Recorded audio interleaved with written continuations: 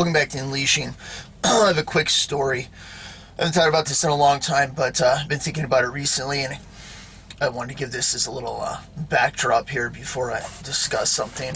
A long time ago, when we were kids, me and my brother, sister, this is a long, long time ago, we lived on this road up in North Idaho. At the bottom of the hill, there was this piece of property. It was a sledding hill. Everybody used it on the road. But some people moved in there. Whether they paid for it or not, I don't know. And they were a real hillbilly bunch, right? But they had a couple kids, I think a daughter, and then they had a son. And there might have been one more, but I can't remember now. Anyways, point being, they were kids, we were kids, so, in the neighborhood of this street that we lived on, we ended up playing with them, right? And we hung out a few times, but the older son, he had this terrible temper. He was around my age or whatever, and the kid would go totally psycho. And I remember one time particularly he threw a hammer at me after I shut the barn door on him or whatever, and, it was really something because the kid would really get wound up, but I think he had like some psychological issues or whatever, right? So, anyways, point being, this one time in particular, I don't think I was playing with him, but my little brother might have been or whatever else, and there was some sort of commotion that had happened, and it brought their dad over, right, with him and the son over to the house, and they were in the driveway, and I went out to see what was going on. My mom was sitting there and stuff like that too, right? And the hillbilly dad was saying that Paul, my little brother, he needed to be disciplined or whatever for what he did, and he wanted some retribution or whatever right there on the spot, right? And this is back in the day when you get your ass whipped, and other parents could say things and stuff like that. Now there would be a huge ordeal, but back then this sort of thing could happen, right?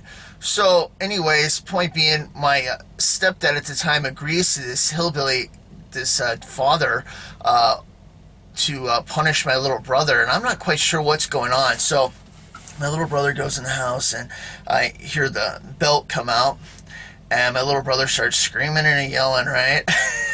I'd heard my little brother get his butt beat before several times, because he was kind of a handful when we were growing up, and I didn't particularly like getting spanked, so I tried to behave. But my little brother, he would find himself in where he'd get spanked every once in a while pretty good. Well, anyways, the belt comes out, and I hear this hollering, and typically, like, my little brother would go off, right, screaming and yelling, ah! And I hear this whacking, whack, whack, whack, whack, whack, right? And they come out there, and my stepdad comes out, Paul stays inside, and looks at this hillbilly guy, and he looks down at his son, and they've been appeased, right? That was the point. They'd been appeased. Okay, yep, this has been taken care of, thank you very much. And they trot their way back down the road, right? And I'm thinking, good grief, what was that all about? Well, later that night, my little brother had told me that he never got spanked at all. I'm like, what? He's like, don't say anything. Our stepdad had taken him in the house, pulled out the belt, and told my little brother to start hipping and hollering like he was getting beat, while my stepdad whipped the dresser or the wall with the belt, making it sound like you could hear it from outside, whoopsh, whoopsh, right? And my brother screaming and yelling. It sounded really real, and I didn't know. And my little brother told me, yeah, I never got spanked at all. And it was to shut that hillbilly dumbass up from down the road, right? And I thought that was kind of interesting. They did a total like bait and switch there, and fooled everyone, right? And I hadn't thought about that in a while, but like for the point of this story that I'm about to talk about, I thought that was kind of appropriate. So, anyways, that's a little backstory. So, you guys all know what happened in 2020 and thereafter, leading up to it, and people are still talking about safe and effectiveness. I just threw my video in a forum the other day, and people are still arguing if it was safe and effective or if it lessened anything, and I'll never get over the stupidity of the population of the world. It's unbelievably slow. But it has me thinking about this, and I heard something not too long ago, and it made me want to talk about it because I think it's really significant. I gotta word this in the right way, so it doesn't get a strike and taken down and stuff like that, which is just, it's outrageous that this is still going on, because people can talk about it, and say things like that, but it's different for me because they know that I know what it is, and hopefully you guys do too at this point. But anyways, one of the things that they've noticed since that time, because they've been able to do the tests and they've recorded it all over the planet in every area and region and stuff like that, it's all been reported the same thing. Huge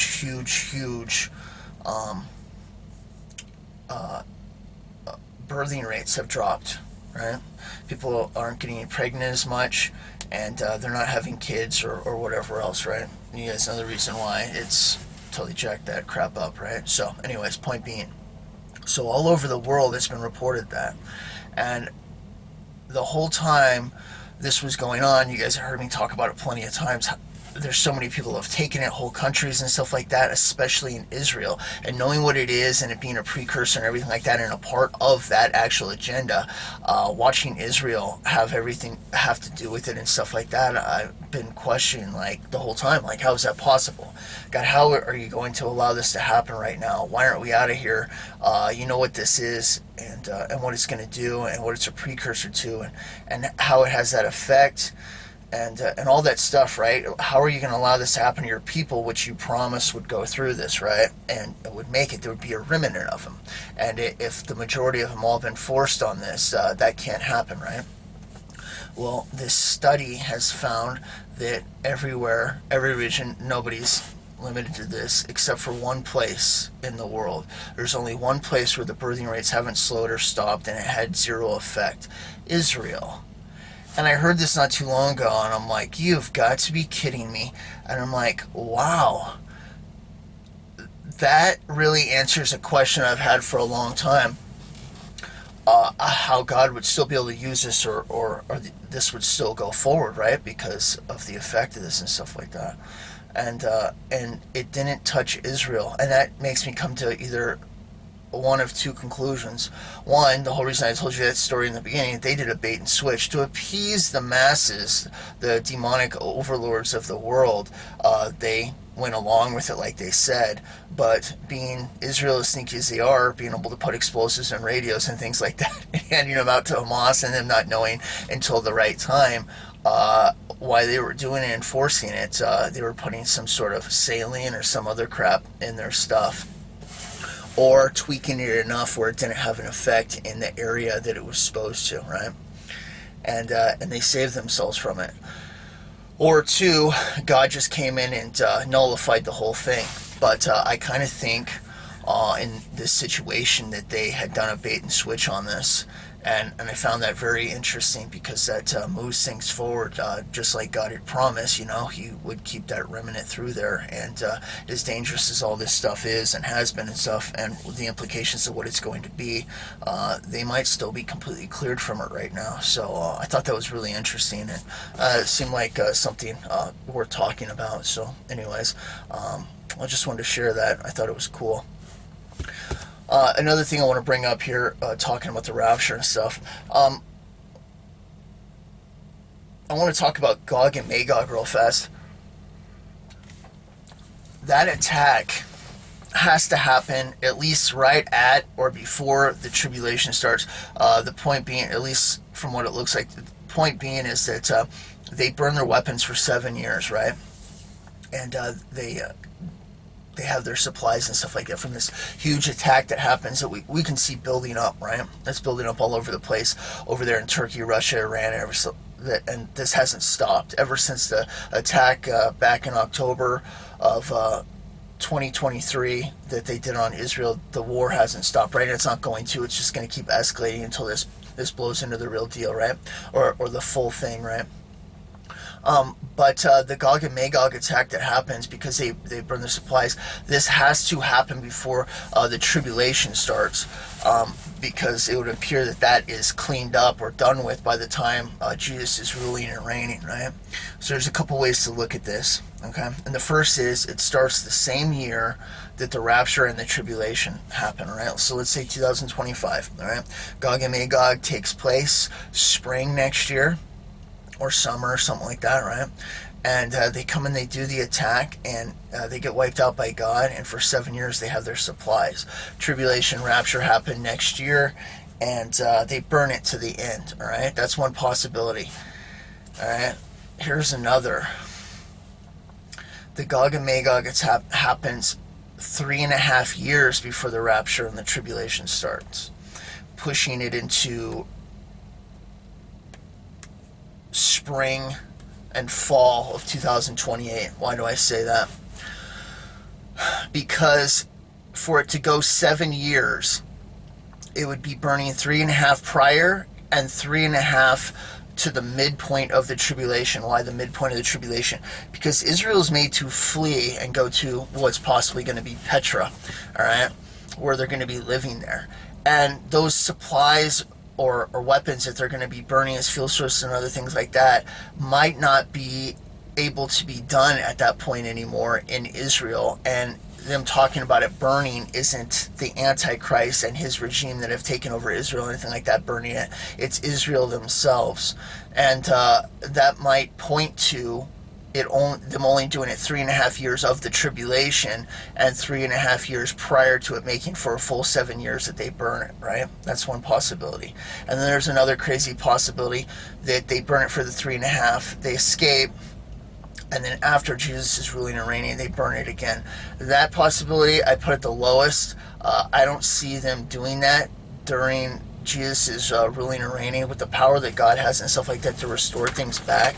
It doesn't seem like that would be necessary at all.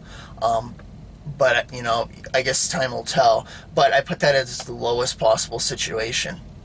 The other one being, though, that it starts the same year as the tribulation and goes into it. But after thinking about it for a while, it's like the only way where they would be burning it for the 7 years and being in the same year that it starts, let's say 2025, Gog and Magog happens, rapture happens, and tribulation starts in that fall, okay? It starts in the fall, I've said it a million times, because it ends in the fall as it goes a complete 7 years, all right?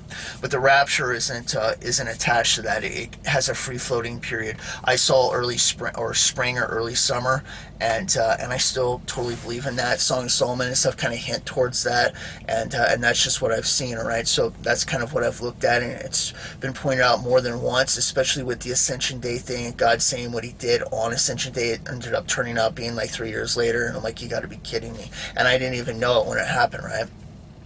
So anyways, for that to happen on the same year, it would be them burning the weapons for 3.5 years inside of Israel, and then they go to Petra, and somehow the weapons cache or burning material is over there, and they're still using it for burning. If that was the case, and somehow they got a part of Jordan or whatever as part of their land, or where they could store that stuff, then that could be possible. But that's something that I don't know yet. I haven't seen it. Like, if that were to happen, this attack happens, and somehow they have Jordan or part of it, and it's around Petra or whatever, and they're able to store munitions or whatever from this that they've collected, and they're using it for like fuel sources and stuff like that, then that could be a possibility. But if not, it would mean, because I know this attack's going to happen soon. Everything's led up to it right now, and it's like so close to it. But that would line up to if it is going to happen next year sometime. There would be, if it was going to be only to the midpoint, and it was going to be 3.5 years prior and 3.5 years to the midpoint, then that would push it out to 2028. And like spring and fall of 2028. I hope that doesn't happen. But anyways, it's just something that I've thought about, and I thought maybe I'd share it. So anyways.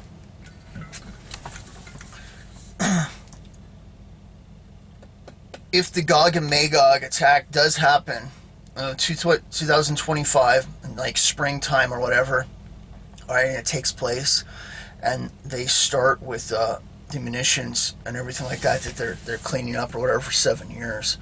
Honestly, that would be very interesting, because for 3.5 years of that, all right, leading up to it, that would push it into 2028 in spring, and that lines up exactly with 80 years from when they were given, when Israel became a nation in 1948, and it would actually be like down to the month or maybe even the day of that starting. So that'd be something interesting too. That'd be crazy. Uh, it's just a possibility, just an idea looking over. And of course, that what sucks about that is that it would push out another 3.5 years of everything taking place and stuff. It would mean there'd be more time, and the rapture won't happen for another 3.5 years. And of course, I'm not saying this for like a good time or that's what I want. Man, I thought it was coming way, way, way sooner. And I consider the septuple overtime because of the Revelation 12 sign that happened in September 23rd of 2017. There's never been anything like it. I don't watch any of the other star stuff or people point out because I've glanced at it plenty of times, and the people are just making stuff up. They don't even know. They're making their assumption of what a star constellation means. There's no key or anything like that where it would be like, yeah, that's exactly what it means. There isn't. So they're making up assumptions. But the Revelation 12 sign itself that happened in September 23rd, when John's speaking of that, the woman clothed and everything like that, that is a star constellation. It is Virgo. It does happen in the fall. Right, it is going to be around the time the tribulation starts and everything like that. And when that happened and that lined up, and of course they've been all looking into the future and stuff like that, it's not going to happen again. It was a serious wake-up call that happened definitely during the window, like 3.5 years after I got started, or 2.5 or whatever after I got started. No, it was 3.5 years after I got started. When I was sent out, and it definitely was significant, and I'll always think that it was. All the other stuff really isn't, and I don't pay any attention to that. But I've thought for a very long time, like, this is going down. And then when I talked to him in 2021, before he held it back, it was the same thing. I thought it was happening that year. I really did. And I mean, I had very good reason to think that. And then it still wasn't. So, I've thought that it was happening way sooner. So thinking about it being longer, I don't even know. But to be realistic and not be emotional about it, to have like an actual thought process in the situation, like if he did push out 3.5 years to line up with Gog and Magog, this would be one of the reasons why. But time will only tell if Gog and Magog happens next spring, all right? And I think that it's super close to happening. This is going to happen. It's going to be fulfilled. We'll know by that year. Just that simple. Or if things calm down enough for another 3.5 years for them to burn that stuff up leading up to it. The tribulation starting, which would be in 2028. We won't know until we go through a year of it. So, anyways, but I just thought I'd share that and a little story about Israel. I thought that was important and just something quick to talk about. But they somehow got away from. They got away from it, and I don't know. I don't know exactly how that worked. Either they pulled the bait and switch, or God nullified some stuff in it. But they're the only recorded populace on the planet right now that hasn't had a birth rate decline, and that tells me they got something different. So, anyways, thought I'd share that with you, and it definitely answers a question on how God was going to handle that situation, because I was extremely curious. How is this continuing on? You made a promise that there would be a remnant of them the whole time, and it also does something else. It proves to all those naysayers out there that are anti-Semitic, that constantly say these are fake Jews. It's just another fine example of God's hand of protection over them. That wouldn't be that case if they were fake or anything like that, or Kazakhstans or any of that other nonsense that they make up. They're the real deal. And anyways, just shows God's divine protection the whole time again. So anyways, God bless. I'll catch you next time on the Legion. Talk to you later. Bye.